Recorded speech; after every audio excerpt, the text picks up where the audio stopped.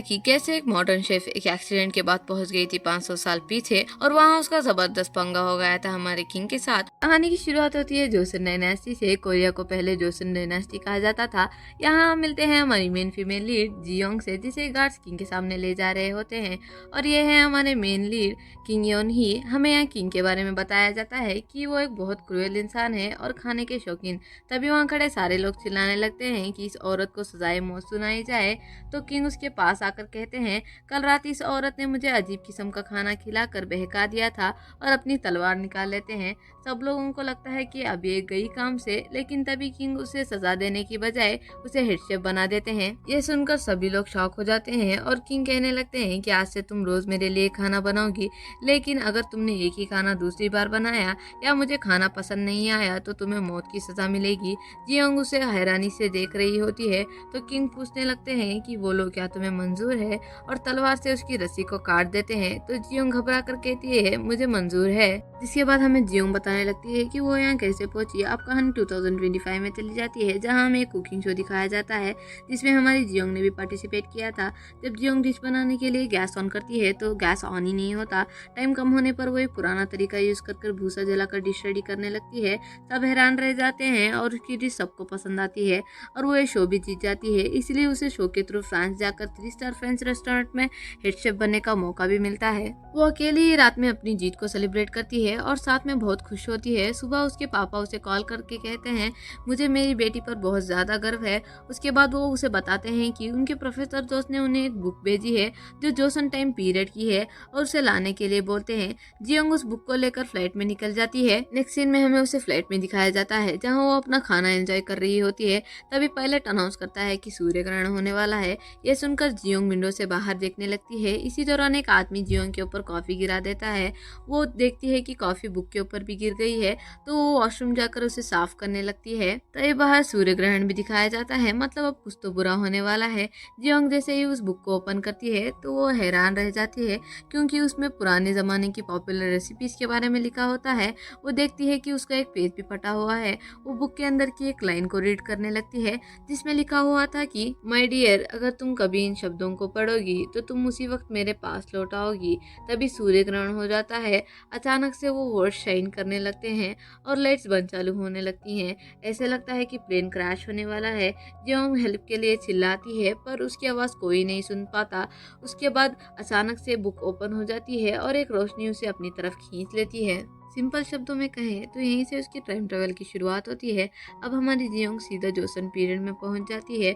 उसकी लैंडिंग पुराने ज़माने के एक जंगल में होती है जहां वो जानवरों के जाल में फंस जाती है और फिर बेहोश हो जाती है। अब हमें इस ड्रामा के मेन लीड को दिखाया जाता है जो शिकार के लिए निकल चुका होता है। वो अपने सामने एक हिरन को देखकर उसका शिकार कर रहा होता है, पर उसे अपनी माँ की यादें आने लगती हैं। फ्लैशबैक में दिखाया जाता है कि उसकी माँ अपने टाइम में क्वीन रह चुकी हैं, लेकिन किसी वजह से उन्हें गद्दी से हटा दिया गया था। ये सब याद करके वो प्रेजेंट में वापस आ जाता है और शिकार कर देता है। फिर कहता है कि वो और भी शिकार करेगा। उसके बाद हमें राजमाता को दिखाया जाता है। उन्हीं के वापस ना आने की वजह से वो बहुत परेशान होती हैं। साथ ही सूर्य ग्रहण भी होने वाला होता है। राजमाता सोचती हैं कि शायद वो इसीलिए नहीं आया क्योंकि पास में उसकी माँ के साथ जो कुछ भी हुआ था उस बात का गुस्सा उसके दिल में अभी तक है। इधर अंगरक्षक योनी को समझा रहा होता है कि मैंने सुना है जो भी राजा इस रिचुअल में शामिल नहीं होता देवता उससे नाराज हो जाते हैं और शायद आपको डायने भी दिखने लगे। ये सुनकर योनी को उसके अंधविश्वास वाली बातों पर यकीन नहीं होता। तभी उसकी नजर एक लोमड़ी पर पड़ती है। अब हम फिर से जियोंग को उसी जाल में फंसा हुआ देखते हैं। वो होश में आती है और बाहर निकलने की कोशिश करती है। उसे समझ नहीं आता कि वो जाल में कैसे फंस गई। वो हेल्प के लिए चिल्लाती है पर आसपास कोई नहीं होता। अपने फोन में नेटवर्क ढूंढने की कोशिश करती है पर वहाँ सिग्नल भी नहीं होता। फिर उसे याद आता है कि मैं तो प्लेन में थी और वो क्रैश होने वाला था, फिर मैं यहाँ कैसे आ गई। तभी योनी वहाँ आ जाता है जो लोमड़ी का पीछा कर रहा था। जैसे ही वो एक तीर चलाता है उस तीर से जाल कट जाता है। जियोंग नीचे गिर जाती है। वो उठकर कहती है, यहाँ तीर मत चलाओ। जियोंग एक पेड़ के पीछे छुप जाती है। वो कहती है वो लोमड़ी उधर भाग गई थी, तुम मुझ पर क्यों तीर चला रहे हो। पर योनी उसके सामने तीर कमान लेकर खड़ा हो जाता है क्योंकि जियोंग उसे बहुत डिफरेंट लगती है उसके मॉडर्न कपड़ों की वजह से। ये देखकर जियोंग अपनी जान बचाकर भागती है, लेकिन योनी उसका पीछा करता रहता है। भागते भागते वो एक चोटी के पास पहुंच जाते हैं जहाँ आगे कोई रास्ता नहीं होता। था। अपनी सेफ्टी के लिए वो एक स्टन गन निकाल लेती है। उन्हीं को अभी भी जियोंग बहुत सस्पिशियस लग रही होती है। उसे देखकर कहता है, आखिर तुम कौन हो? यह सुनकर जियोंग उल्टा सवाल करती है, तुम कौन हो और यहाँ क्या कर रहे हो? तभी उन्हीं को अपने अंगरक्षक की बात याद आती है कि अगर आप रिचुअल में नहीं गए तो आपको भूतनियाँ दिखाई देंगी। अब उसे लगता है कि जियोंग कोई भूतनी है, इस वजह से उसका मजाक उड़ाते हुए उसे भिखारी भूतनी कहने लगता है। ये सुनकर जियोंग शॉक हो जाती है और गुस्से में कहती है, हाँ भले ही मैं भिखारी की तरह दिख रही हूँ पर मैं कोई भिखारी नहीं हूँ, मैं 3 स्टार मिशेलिन शेफ हूँ। तुम मुझे भिखारी बुला रहे हो, तुमको सब नॉर्मल लग रहे हो? यही शॉक होकर कहता है, तुम्हारी हिम्मत भी कैसे हुई मुझे तुम कहकर बुलाने की? जियोंग फ्रस्ट्रेट होकर कहती है, तुम्हें तुम कहकर न बुलाऊं तो क्या मैं कहकर बुलाऊं? यही गुस्से में आकर उसके ऊपर तीर चला देता है जो कि उसके बैक पर लगता है और बैक खाई में गिर जाती है। जियोंग उसे कहती है, तुम पागल हो गए हो क्या? तुम जानते नहीं हो कि मैं ताइक्वांडो में ब्लैक बेल्ट हूँ? और उसे अपनी स्किल्स दिखाने लगती है और कहने लगती है, मैं तेरी पुलिस में कंप्लेन करवा दूंगी। मेरे बहन के पति के चाचा के भतीजे के साले वकील हैं, पहले सरकारी वकील भी रह चुके हैं। और हंसने लगती है। तभी हनी उसके पास आने लगता है और हंसते हुए कहने लगता है, बहन के पति के चाचा के भतीजे के साले, फिर तो वो पराये से भी ज्यादा पराये हुए। और तलवार निकाल लेता है। वो कहती है, मैं तुम्हें छोड़ूंगी नहीं। यही एटीट्यूड में बोलता है, उसके लिए पकड़ना भी पड़ेगा। जियोंग गॉड को याद करने लगती है। वो उसकी जान लेने ही वाला होता है, तभी कोई उसके ऊपर अटैक कर देता है। हमारा किंग तो शॉक ही हो जाता है, जिसके बाद वो जख्मी हालत में ही जियोंग के ऊपर गिर जाता है। वो दोनों खाई के नीचे पानी में गिर जाते हैं। थोड़ी देर बाद सोल्जर्स किंग को ढूंढने के लिए वहाँ आते हैं, पर उन्हें वहाँ योनही नहीं मिलता। उसके बाद हमें जियोंग को देखते हैं, जो योनही के साथ पानी से बाहर आ चुकी होती है। उसे लगता है कि जैसे ये सब किसी फिल्म की शूटिंग हो रही है, पर तभी वो योनही के जख्म को देखती है जिसमें से खून निकल रहा होता है। वो अपना फोन ढूंढने लगती है ताकि एम्बुलेंस बुला पाए, लेकिन उसका फोन उसके बैग में ही रह गया था। वो मदद के लिए चिल्लाती है पर वहाँ कोई नहीं आता। तब वो अपना स्कार्फ निकालकर उसकी जख्म पर बांधने लगती है और कुछ ऑइंटमेंट भी लगाती है। वो सोचती है कि शायद इसके पास फोन होगा। जैसे ही वो उसके पॉकेट में फोन ढूंढने लगती है तो योनही को होश आ जाता है। वो अपना छुरा निकाल लेता है और कहता है, आखिर तुम कौन हो और तुम मुझे मारने की कोशिश क्यों कर रही हो? योनही उसके स्कार्फ को देखता है और कहता है, इसके पीछे भी तुम्हारा कोई मकसद होगा। वो गुस्से में उसे मारने की कोशिश करता है, पर जख्म की वजह से वो वीक हो चुका होता है। जियोंग उसे छुरा छीन लेती है और कहती है, अब मेरे पीछे मत आना, देखो मुझे भी छुरा चलाना आता है। फिर वो अपनी स्किल्स दिखाने लगती है। योनही उसे देखकर शॉक हो जाता है। दोनों ही छुरे के लिए लड़ने लगते हैं। उस झगड़े में छुरा दूर गिर जाता है। दोनों ही उसे लेने की कोशिश करते हैं, पर जियोंग वहाँ पहले पहुंच जाती है। योनही जैसे ही छुरा लेने जाता है तो उसका सिर जियोंग से टकरा जाता है और बेचारा दोबारा बेहोश हो जाता है। उसके बाद जियोंग उसे बांध देती है। जैसे ही योनही को होश आता है, जियोंग उसे कहती है, चलो जल्दी उठो वरना तुम्हें यहीं छोड़ के चली जाऊंगी। वो कहता है, ठीक है मुझे रास्ता दिखाओ। वो कहती है, तुम्हारी हर बात ऑर्डर के जैसी क्यों लगती है? जिसके बाद जियोंग उसे रस्सी से खींचकर ले जाने लगती है। तो योनही उसे कहता है, तुम मुझे मारना क्यों चाहती हो? जियोंग उसे इरिटेट होकर कहती है, अगर मुझे तुम्हें मारना ही होता तो बचाती क्यों? योनही कहता है, मानता हूँ कि तुम मुझे मारने की कोशिश नहीं कर रही, पर तुम एक भूतनी हो। जियोंग हंसने लगती है और उसे घसीटते हुए ले जाने लगती है। उसके बाद हमें मेग्जू को दिखाया जाता है। वो कहती है, आज से पहले भी उन्होंने शिकार किया है, पर ऐसा कभी नहीं हुआ कि वो इतनी देर बाद भी नहीं लौटे। फिर हमें मेग्जू के बारे में एक पास सीन दिखाया जाता है, जहाँ मेग्जू को जेल में कैद किया गया था। दरअसल उसकी माँ ने उसे एक आदमी को बेच दिया था। उसके बाद मेग्जू ने उस आदमी की जान ले ली थी। फिर उससे एक आदमी मिलने आता है और कहता है, तुम्हें यहाँ से आजाद कराने में मैं हेल्प करूंगा, पर तुम्हें मेरा एक काम करना होगा। इनकी बातों से हमें ये जरूर पता चलता है कि ये कोई राजा का दुश्मन है और राजा को नुकसान पहुंचाना चाहता है। और इसके साथ ही ये सीन यहीं पर कट हो जाता है। दूसरी तरफ हम योनही और जियोंग को देखते हैं। दोनों थक कर नीचे बैठ जाते हैं। योनही जियोंग को ऑर्डर देते हुए कहता है, जाओ मेरे लिए पानी लाओ। जियोंग कहती है, प्यास तो मुझे भी लग रही है, लेकिन तुम मुझे ऐसे ऑर्डर दे रहे हो जैसे यहाँ के राजा हो। योनही खुश होते हुए कहता है, आखिर तुम समझ ही गई। और कहता है, मैं यहाँ का राजा ही तो हूँ। और अपना ड्रैगन वाला टैटू दिखाने लगता है। जियोंग हंसकर कहती है, देखो मुझे पता है कि ये कपड़े किराए पर 3 घंटे के लिए 10,000 वॉन में मिल जाते हैं। वो शौक होकर कहता है, वो मेरी शाही पोशाक किराए पर दे रहे हैं। जियोंग कहती है, लोग ऐसे कपड़े पहनकर महल जाते हैं, ये सब फॉरेनर्स में बहुत ज्यादा फेमस है। परेशान होकर किंग कहता है, मैं ऐसा क्या करूँ कि तुम्हें यकीन हो जाए कि मैं ही यहाँ का महाराजा हूँ? योनही कहता है, अगर मैं सच सच में यहाँ का महाराजा निकला तो तुम क्या करोगी? वो कहती है सबसे पहले तुम्हारे दिमाग का अच्छे से इलाज कराऊंगी, और उसे वहाँ से चलने के लिए खींच रही होती है, पर वो उसे रोक कर कहता है वैसे तो तुम मेरी टाइप की नहीं हो, पर महल लौटने पर मैं तुम्हारे साथ एक रात बिता लूंगा, और उसे देखकर विंक भी करने लगता है। योन गुस्से में आकर उसके सिर पर एक दे मारती है और कहती है तुमने मुझे समझ क्या रखा है? योन ही शौक होकर कहता है तुम्हारी हिम्मत भी कैसे हुई मुझे मारने की? योन कहती है पहले तुमने बदतमीजी की थी, और वहाँ से चलने के लिए कहती है। वो जैसे ही आगे जाते हैं उन्हें एक घर दिखाई देता है। जियोंग चिल्लाकर पूछने लगती है कि क्या यहाँ कोई है, पर किसी की भी आवाज नहीं आती। तो यून ही कहने लगता है हम अभी भी फॉरेस्ट में ही है, यहाँ कोई नहीं रहता, ये मेरा हंटिंग फील्ड है। जिसके बाद जियोंग उसे एक राजा की कहानी बताने लगती है जो बेसिकली यून ही के बारे में ही होती है। वो पूछने लगता है तुम मेरी बात तो नहीं कर रही हो? तो जियोंग जवाब देने लगती है कि नहीं, ये तो बहुत साल पुरानी बात है, और उस राजा की अच्छे से बुराई करती है। थोड़ी देर बाद यून ही कहता है शिवभूतनी मुझे रिहा करो। वो उसकी बात नहीं सुनती, वहाँ कपड़े देखकर चेंज कर लेती है। चेंज करने के बाद उसे घर के अंदर से कुछ आवाजें आने लगती हैं, तो वो चेक करने के लिए अंदर जाती है, जहाँ उसे गिलगम दिखती है। वो जियोंग को मारने लगती है चोर समझकर, पर जियोंग उसे सारी सिचुएशन एक्सप्लेन करती है। जियोंग पूछने लगती है कि इस जगह का नाम क्या है, तो गिलगम उसे कहती है चिल्लाओ मत, कोई हमारी आवाज सुन लेगा, ये किंग का हंटिंग फील्ड है। ये सब सुनकर वो शॉक हो जाती है, क्योंकि यही बात युनही ने भी उससे कही थी। वो सोचती है कि क्या मैं वाकई जोसेनरा में आ गई हूँ, और गिलगम से पूछती है यहाँ कन्वीनियंस स्टोर कहाँ है या सुपरमार्केट? गिलगम कहती है ये सब तुम क्या कह रही हो? जियोंग सोचती है कि क्या मैं ड्रीम देख रही हूँ।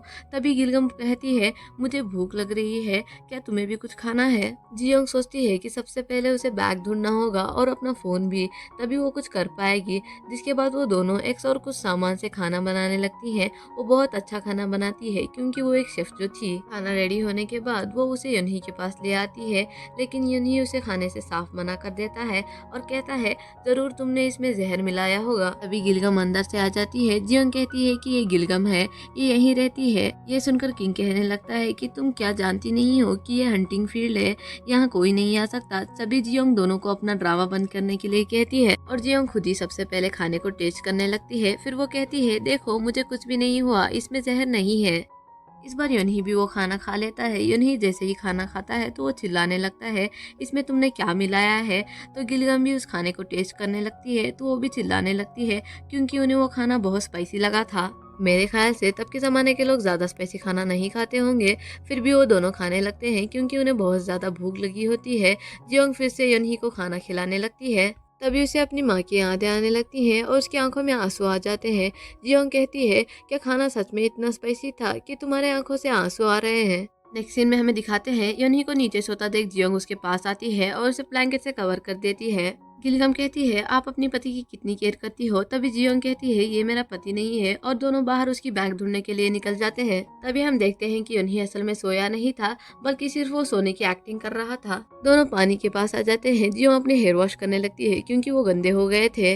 वहीं दूसरी तरफ हम युनही को देखते हैं जहां उसके सिपाही उसके पास पहुंच गए होते हैं। युनही घर को जलाकर जियोंग और गिलगम को पकड़ने का ऑर्डर भी दे देता है। यहाँ पर हमें गिलगम की बातों से पता चलता है कि वो सोंगते नाम के एक आदमी से छुप रही है, इसी वजह से वो इस घर में रहती है। उसके बाद यहाँ का तानाशाह कितना खराब है इसके बारे में बताने लगती है। जियोंग कहती है पर यह सब तो जोसेन डायनेस्टी के टाइम पीरियड में हुआ था। तो गिलगम हंसते हुए कहती है ये जोसेनरा ही तो है। तभी वो पहाड़ पर कुछ लोगों को जाता देखकर चिल्लाने लगती है देखो हम यहाँ पर हैं। गिलगम उसे रोककर कहती है आप पागल हो गई हो क्या? ये लोग किसी को भी यहाँ पकड़ लेते हैं तो उसे बंदी बना लेते हैं, अगर हम पकड़े गए तो हमें बंदी बना लिया जाएगा। ये किंग का हंटिंग फील्ड है, यहाँ रहना मना है। जियोंग हैरान होती है कि ये सब क्या हो रहा है। दोनों छुपने लगते हैं लेकिन ज्यादा देर तक छुप नहीं पाते। राजा के सैनिक आगे निकल जाते हैं, लेकिन बाद में गवर्नर की गार्ड्स आ जाते हैं और उनके हाथों जियोंग और गिलगम पकड़ी जाती हैं। दोनों को जेल में डाल दिया जाता है। जियोंग टोटली शॉक हो जाती है और चीखने चिल्लाने लगती है कि तुम हमें ऐसे केयर नहीं कर सकते। गिलगम उसे समझाने लगती है कि हम पकड़े जा चुके हैं और उसे कंसोल करती है कि सब कुछ ठीक हो जाएगा। जियोंग को अब रियलाइज होता है कि वो सच में टाइम ट्रेवल कर चुकी है। ये सब रियलाइज होने के बाद वो इतना डर जाती है कि चीखने चिल्लाने लगती है। दोनों ने जेल में हंगामा खड़ा कर दिया था कि हमें बाहर निकालो, पर अंजाम में उनके साथ ये होता है कि उनके हाथ पैर बांध दिए जाते हैं। वो सोचने लगती है मेरी लाइफ पहले क्या थी, मैं एक सेलिब्रिटी हेड शेफ बनने वाली थी और आज मैं जोसेन डायनेस्टी में हूँ, एक कैदी बन गई हूँ। बेचारी अपनी किस्मत को बुरा भला कह रही थी और अपने डैड को याद करने लगती है। अब जियोंग सोच सोच कर पागल होने लगती है, अगर मैं सच में मैं जो नैना में आ गई हूँ तो वो लड़का जो अपने आप को किंग बता रहा था, जिसको मैंने इतना मारा पीटा, कहीं वो असली का किंग तो नहीं था। अगर वो सच में राजा यन ही निकला और गुस्से में आकर उसने मेरी गर्दन उड़वा दी तो मेरा क्या होगा। दूसरी तरफ यन ही अपने सिपाहियों के साथ जियोंग को ढूंढ रहा होता है। उसे एक गिरी हुई चीज मिलती है जो कि जियोंग का हेयर बैंड था। वो समझ जाता है कि ये जियोंग का है। तभी अंगरक्षक यन ही को बताता है कि गवर्नर के आदमी ही उन्हें पकड़ कर ले गए हैं। तो वो स्माइल करता वहाँ जाने के लिए निकल जाता है। तभी जेल में गार्ड्स आते हैं और सभी औरतों को बाहर ले जाया जाता है। गवर्नर का बेटा उन्हें 2 ग्रुप्स में डिवाइड करने लगता है। एक तरफ यंग और सुंदर लड़कियां, दूसरी तरफ वो लड़कियां जिनकी जवानी निकल चुकी है और सिर्फ किचन में काम करेंगी। ये दोनों डरने लगती हैं कि कहीं हमें भी सुंदर लड़कियों के ग्रुप में ना डाल दिया जाए, क्योंकि वो लोगों की एंटरटेनमेंट पीस नहीं बनना चाहती थी। से ही जियोंग की बारी आती है। वो तो अपने आप को बहुत यंग और ब्यूटीफुल समझती थी, लेकिन जब वो अपनी एज 27 बताती है तो वो कहता है तुम तो बूढ़ी हो गई हो, जाओ काम वाले ग्रुप में। उसे थोड़ा इंसल्टिंग तो फील होता है, लेकिन जियोंग खुश भी हो जाती है। उसे एंटरटेनमेंट पीस नहीं बनना पड़ेगा। वो गिलगम को भी इशारे से बोलती है अपनी एज ज्यादा बताओ। तो गिलगम भी बुरे बुरे एक्सप्रेशन बनाकर अपनी एज डबल बताती है। उन्हें यकीन तो नहीं हो रहा होता, फिर भी उसे वही ग्रुप में भेज देते हैं। दोनों खुश हो जाती है। जियोंग और गिलगम दोनों किचन में जाती है तो जियोंग बहुत सरप्राइज हो जाती है, क्योंकि वहाँ एशियन टाइम में यूज होने वाली सारी कुकिंग की चीजें और बहुत सारे नेचुरल स्पाइसेस भी पड़े होते हैं। उन्हें देखकर वो खुश हो जाती है। तभी वो एक औरत से पूछती है आप क्या बना रही हैं? तो औरत कहती है मैं शोरमा बना रही हूँ। जियोंग फिर पूछती है यहाँ की हेड शेफ कहाँ है? पता चलता है कि यहाँ की हेड शेफ भाग गई है और अंदर सामान भी चोरी हो चुका है। इतने में एक गार्ड आता है और पूछता है खाना बनाने की तैयारी शुरू हुई या नहीं। तो जियोंग कहती है बिना गेस्ट के बारे में जाने, जैसे कि उनकी पसंद या नापसंद, हम खाना कैसे बना सकते हैं? ये सुनकर वहाँ खड़ी औरतें कहने लगती हैं हमने कभी भी शाही खाना नहीं बनाया है, यहाँ की हेड शेफ भी भाग गई है, अब हम खाना कैसे बनाएंगे? तभी शोर सुनकर गवर्नर का बेटा वहाँ आ जाता है। सारी औरतें डर जाती है, लेकिन जियोंग बिल्कुल शांत और कॉन्फिडेंट होती है। वो कहने लगती है बिना गेस्ट की एज, उनकी पसंद या नापसंद के बारे में कुछ भी जाने बिना हम उनके लिए खाना प्रिपेयर करें और सोचें कि उन्हें पसंद आएगा, ये तो हो नहीं सकता। खाना हमेशा दिल से बनाया जाता है। ये सुनकर सब लोग शॉक हो जाते हैं, क्योंकि वो बहुत बोल्ड और बिना डरे बात कर रही होती है। लेकिन उस ऑफिसर को जियोंग की हिम्मत और समझ पसंद आ जाती है। उसे साइड पर ले जाता है और गेस्ट के बारे में बताने लगता है। वो बहुत स्पेशल लोग हैं और बहुत ऊंचे पोजीशन वाले। उनमें से एक है रॉयल सेक्रेटरी, दूसरा है उसका फादर। इन लोगों का नखरा भी कुछ कम नहीं है, क्योंकि रॉयल सेक्रेटरी बचपन से ही किंग के साथ पला बड़ा है। ये लोग इतने मीन और इतने एरोगेंट है कि उन्हें खाना पसंद आए या ना आए, किसी न किसी बहाने से वो हमेशा उसे रिजेक्ट कर देते हैं। और अगर उन्हें खाना रिजेक्ट करने का कोई रीजन ना मिले तो वो रीजन खुद ही बना लेते हैं। कहता है क्या इतनी इन्फॉर्मेशन काफी है? बेचारी जियोंग की सिचुएशन तो ऐसी थी, चाहे चाकू कलंगड़े पर पड़े या कलंगड़ा चाकू पर, बात तो एक ही है, बैंड तो कलंगड़े की ही बजेगी। फिर भी जियोंग रिस्क लेने के लिए रेडी हो जाती है, लेकिन वो किचन में जाने से पहले गवर्नर से एक डील करती है। अगर मेरा बनाया खाना उन्हें पसंद आ गया तो आपको हमें आजाद करना होगा। ऑफिसर कहता है ठीक है, अगर गलती हुई तो बदले में तुम्हें अपनी जान देनी होगी। वो थोड़ा डरती तो है, पर उसके पास कोई और ऑप्शन नहीं होता सिवाय अपने ऊपर भरोसा करने के। वो चैलेंज एक्सेप्ट कर लेती है। अब वो किचन में जाती है, जहाँ गिलगम ने सारी लेडीज की हेल्प से इंग्रेडिएंट्स और मीट को एक तरफ कर लिया था। यहाँ पर हमें गिलगम की एक स्पेशल एबिलिटी के बारे में पता चलता है कि वो अपनी नोज की स्मेलिंग सेंस से कोई भी चीज कहाँ रखी है और कितनी फ्रेश है इसका पता चला लेती है। जहाँ पहले कोई लीडर नहीं थी, अब सबको एक स्ट्रॉन्ग लीडर मिल गई थी। सभी इंग्रेडिएंट्स को चेक करने के बाद वो डिसाइड करती है कि वो एक स्टेक बनाएगी। सभी को इतना सीरियसनेस से काम करता देखकर गार्ड कहता है मुझे इन पर अभी भी भरोसा नहीं हो रहा। वो कहता है अगर कोई गलती हुई तो इन्हें ही सजा मिलेगी। वो पूछता है मियां की कोई खबर मिली? तो गार्ड कहने लगता है वो अभी गांव से निकल चुकी हैं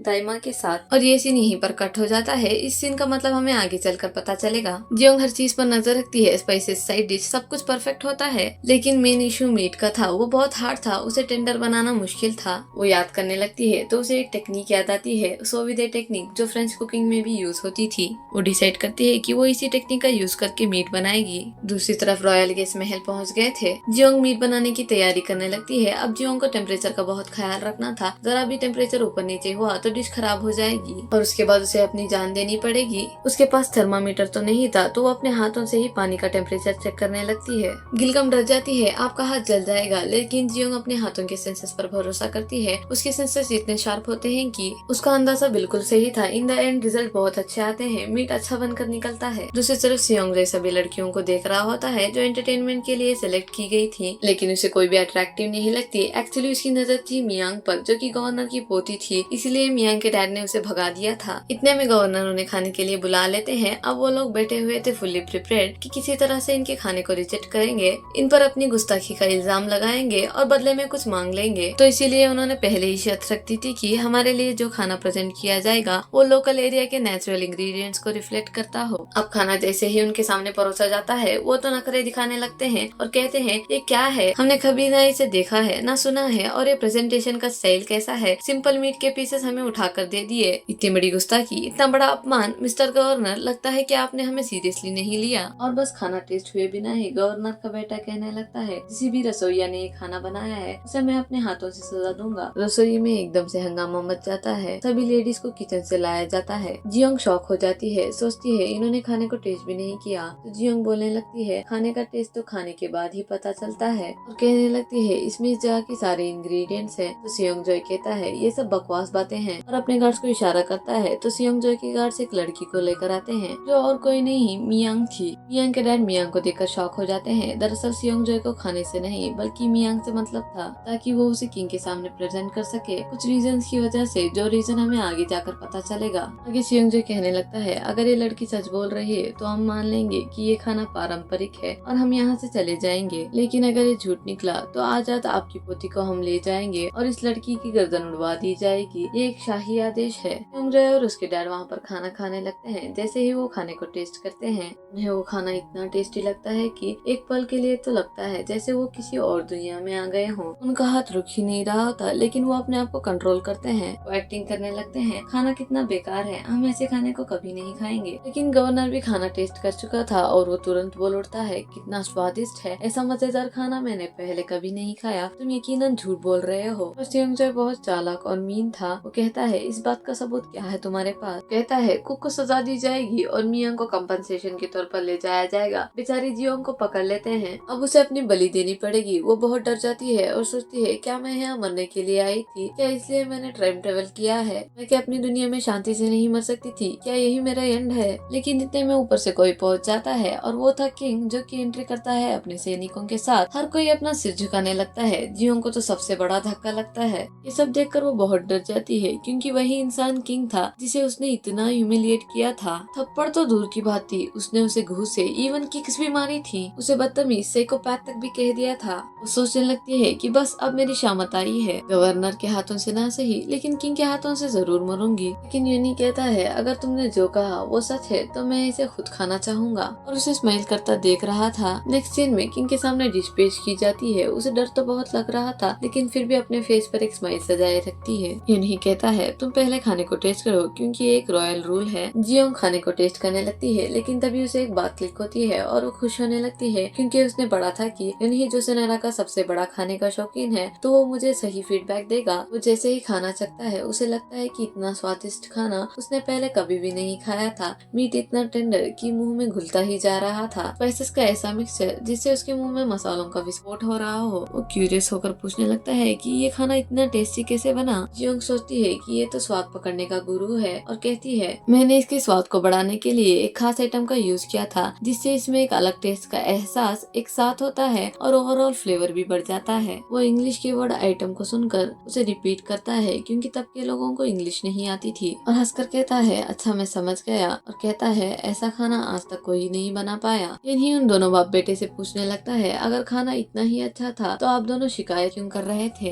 वो कहने लगता है अपनी चापलूसी के अंदाज में योर मैजेस्टी, एक्चुअली मेरे सेंसेस इतने शार्प नहीं है और मेरे टेस्ट बड्स इस काबिल नहीं थे कि इस टेस्ट को पहचान सके, सिर्फ आप ही टैलेंट को खोज सकते हैं। उसकी ये चापलूसी देखकर जियोंग शक्ल बनाते हुए कहती है थोड़ी देर पहले तो आप इसी खाने की बुराई कर रहे थे। जिसके बाद किंग तो उसका इंटरव्यू लेने लगता है। तुमने मुझे बताया था कि तुम्हारा सरनेम शेफ है। वो बोलती है शेफ नहीं, मैं जहाँ से आई हूँ वहाँ शेफ बावर्ची को बोलते हैं, नाम तो मेरा योंग जियोंग है। वो अपनी एज 27 साल बताती है तो ये नहीं शौक होकर कहता है 27 साल, देखने में तो तुम 27 साल की नहीं लगती। पूछने लगता है अच्छा तो तुम फिर कहाँ से आई हो। सभी क्यूरियस होकर सुनने लगते हैं। वो कहती है आप मानेंगे नहीं, लेकिन मैं फ्यूचर से आई हूँ 500 साल आगे से। पहले तो वो खामोशी से उसकी बातें सुनता है और फिर कहता है अफसोस की बात है कि तुम्हारा दिमाग ठिकाने पर नहीं है, लेकिन तुम्हारी कुकिंग कमाल की है, इसलिए मैं तुम्हारी जान बख्श रहा हूँ। वो खुश होती है कि जान छूटी, लेकिन साथ ही वो ऑर्डर कर देता है जान जरूर बच गई है, लेकिन लेकिन तुम कैसे नहीं बची? बाकी सबको आजाद कर दो और इसे पकड़कर मेरे साथ शाही महल लेकर जाया जाए।